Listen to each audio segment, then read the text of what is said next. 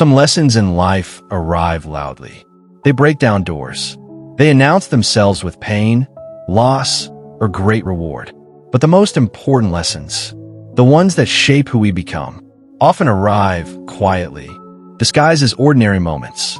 This is the story of a traveler who believed he understood generosity until life decided to test him. Not once, not twice, but again and again. This story is told as truth, not because every detail was written down, but because its meaning has lived in the hearts of those who heard it. 4 generations. The traveler's name was Elias. He was not born into wealth. He was not born into poverty either. He came from the wide middle ground, where most people live, with enough to survive and enough to dream. Elias grew up in a small town, where neighbors knew each other's names, and doors were left unlocked at night. His parents taught him kindness early. They taught him to share bread, to greet strangers politely, and to offer help when he could. And Elias believed himself to be generous. He gave coins to beggars. He helped friends move furniture. He donated old clothes he no longer needed. People called him good-hearted, and Elias agreed with them. When his parents passed away, Elias inherited a modest sum of money and a restlessness he could not explain. The world felt larger than his town. Life felt unfinished. So he decided to travel, not for luxury, not for escape, but for understanding. He packed lightly, a small bag, a few clothes, a journal, and the belief that kindness would always be returned. At first, the road was gentle. He traveled through villages where people welcomed him warmly. Strangers shared meals. Children laughed at his stories. Elders offered advice. Each act of kindness confirmed what he already believed, that generosity was natural, easy, and universally appreciated.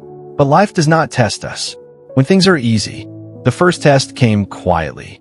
One evening, Elias arrived at a village, just as the sun disappeared behind the hills. Shops were closing. Doors were shutting. He knocked on several homes. Some did not answer. Others apologized softly, saying they had little to spare. Finally, an old woman opened her door. She was small, her back bent, her hands trembling slightly.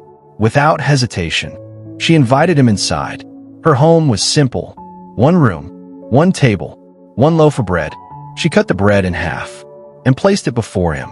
Elias hesitated. He saw that she had nothing else. But hunger spoke louder than pride. He ate. That night, lying on the floor, Elias felt uneasy. For the first time, his comfort had cost someone else. In the morning, he thanked her and offered payment. She refused.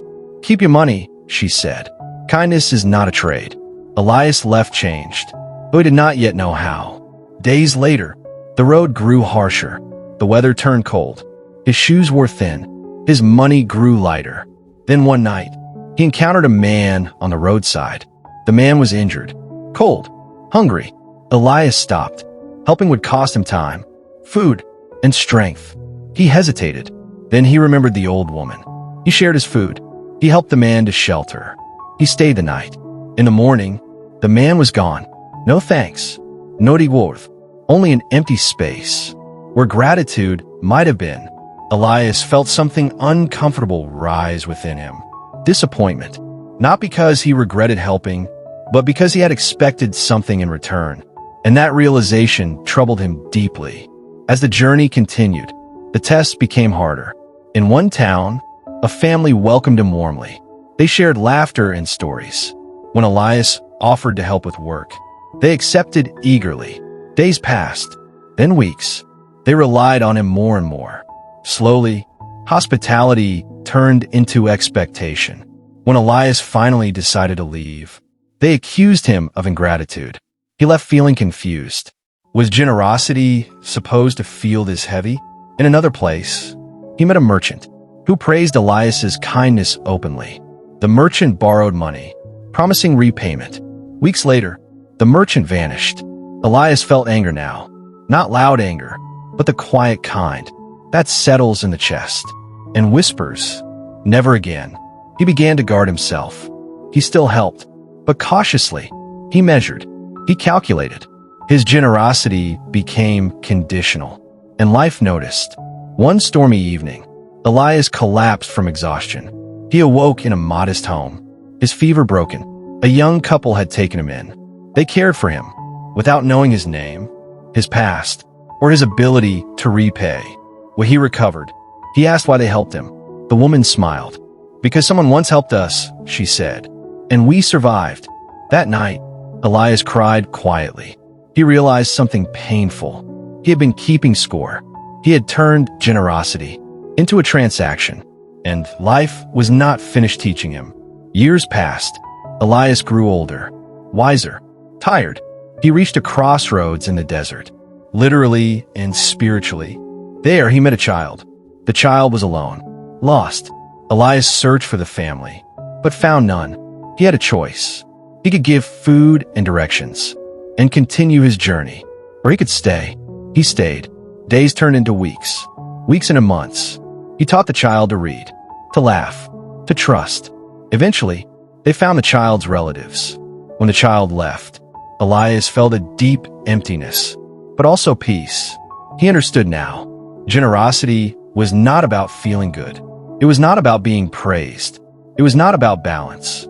It was about giving, even when nothing returned, even when misunderstood, even when it hurt. Near the end of his life, Elias settled in a small village. He became known as a quiet man who listened more than he spoke. Travelers came and went. Some took advantage. Some showed gratitude. Some disappeared without a word. Elias treated them all the same. When asked why, he said only this: "Because generosity is not about them. It is about who I choose to be." When Elias passed away, the village discovered something surprising. He had left behind almost nothing, except a journal. In it, one final entry was written: "I was tested many times, not to see how much I would give, but to see how much of my heart I would keep open." And that is the true test of generosity, because kindness that expects nothing is not weakness, it is strength.